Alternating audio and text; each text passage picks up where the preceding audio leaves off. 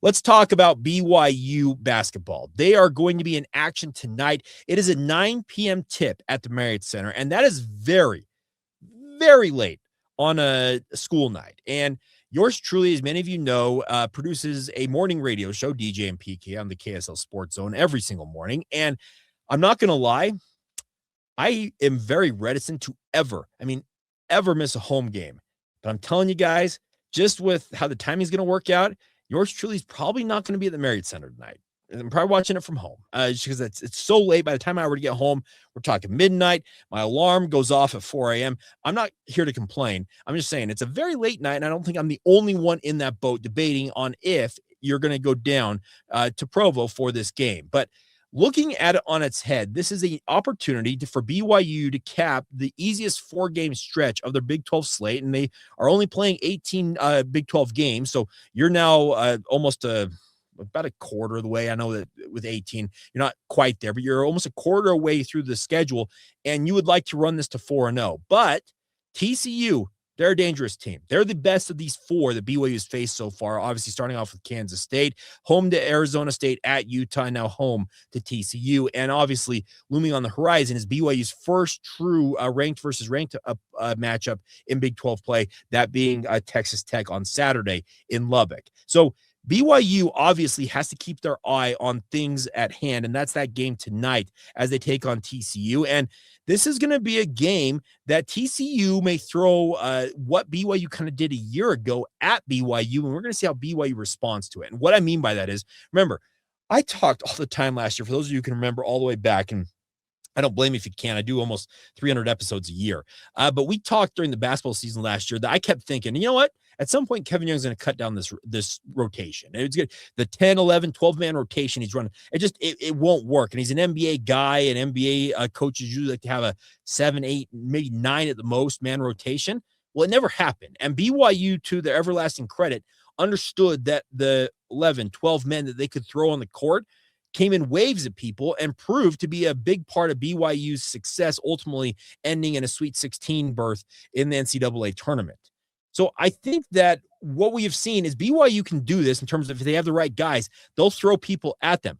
BYU's bench this year, it's not that deep. In fact, I think that an 8-man rotation is at max right now for BYU. If you factor in, I think, Khadim Mboup, Abdullah Ahmed, or Bidu as they call him, and then essentially it looks like for right now, you factor in Tyler Murras. So those are the 8 guys BYU is relying upon. And the team they're playing tonight, speaking of TCU, they throw 9, maybe 10 guys out on the court at any given point. Because you look at their stats, they're a pretty balanced team. And like I said, they're kind of like BYU was a year ago, where I know that Yegor Demon and Dallin Hall and Richie Saunders all had their moments last year, but the balance of BYU was a major calling card last year. This year, BYU is led by a big 3. And that's kind of in stark contrast to what TCU is going to throw at them tonight. I'm genuinely curious to see which philosophy wins out here. Obviously, I'm hoping that BYU handles their business, and the indications are the sports books, BPI, Basketball Percentages Index from ESPN, KenPom.com, all favor BYU very heavily to the tune of like almost 90% win probability. So the Cougars are expected to win this game, but I'm telling you, I think that the versatility and the depth of TCU could be an interesting dynamic to see if BYU can handle it.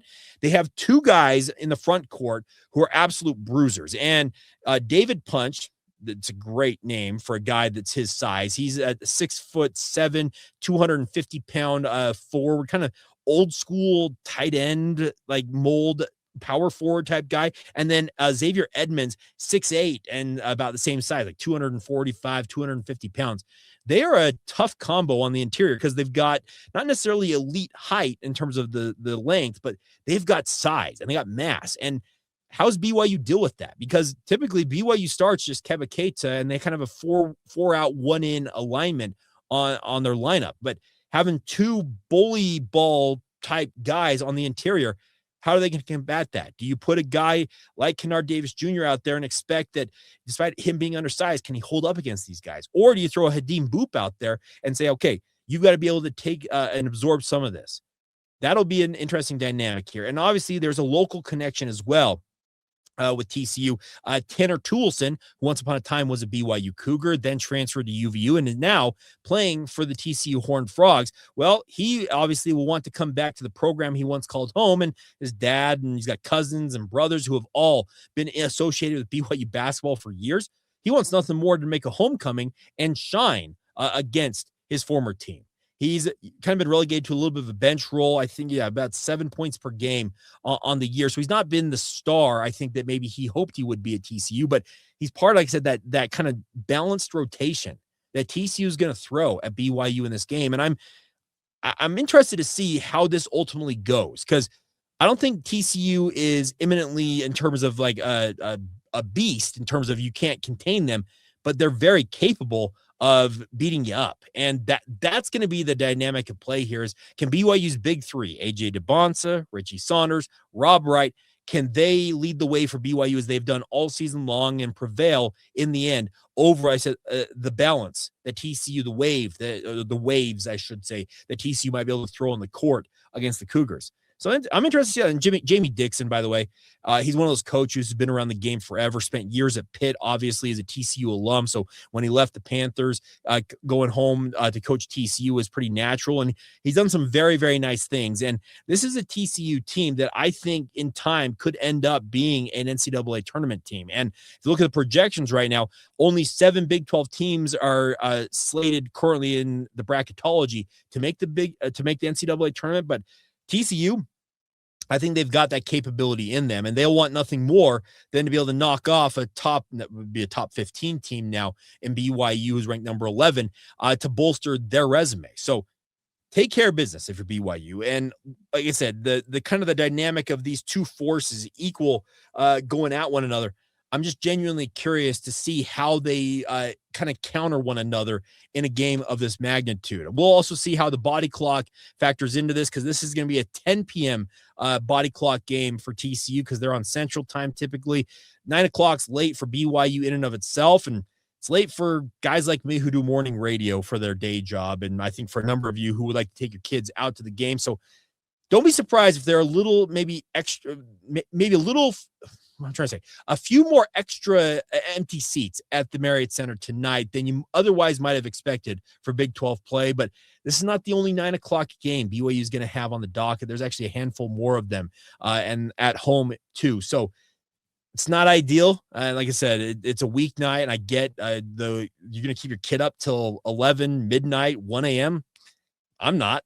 So I don't blame any of you if you decide, you know what, I'm biting the bullet here, and maybe sell your tickets, maybe give them away, but still, if you can, get other Cougar fans a chance to go out to the game who may otherwise not get that opportunity, because it is still an extremely hot ticket. It's not easy to get these tickets to games at the Marriott Center, but I look forward to this. I'll be watching it on TV. Of course, I'll be interacting on social media and the like. And as always, you guys are welcome to interact as well. Always appreciate all the support you guys give this show. So that's going to do it. Interesting dynamic of play, as I mentioned, with these two kind of different philosophies of the lineups for TCU and BYU. And we'll see if the Cougars once again can run their Big 12 record to 4-0, make it 13 wins in a row, and ultimately gear up for their first ranked opponent matchup, I should say, in Big 12 play against Texas Tech on Saturday. So as always, truthfully, thank you from the bottom of my heart for all of your support of the podcast. Want to encourage you guys to join the Locked On Cougars Everydayer Club. They're doing a great